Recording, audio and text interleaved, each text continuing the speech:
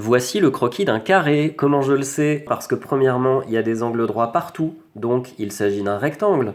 Deuxièmement, tous les côtés ont la même longueur, donc il s'agit d'un losange. La seule figure qui est à la fois un losange et un rectangle, c'est le carré. Comment construire un carré? En fait, pareil qu'un rectangle, sauf que toutes les longueurs vont être égales. Je commence donc par faire le segment EF de 4,4 cm, précisément, n'oublie pas de prendre ton temps. Et je le nomme bien tout de suite EF, n'oublie pas de mettre les sommets. Ensuite, pour faire le côté suivant, je vais utiliser l'angle droit.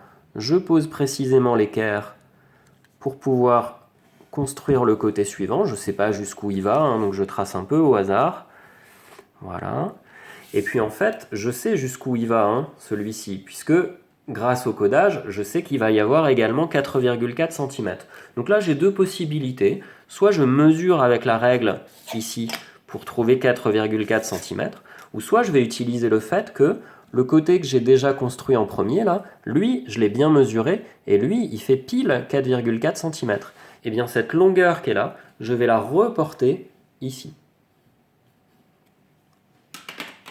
Et donc le point au croisement, ici, est bien le point G.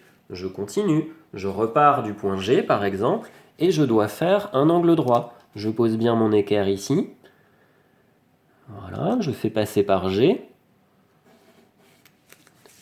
Quelle longueur doit avoir cette perpendiculaire là que je suis en train de construire? Eh bien, il faut que partant de G, ce soit égal à 4,4 cm. Bon, après le compas, je vais utiliser maintenant la règle graduée.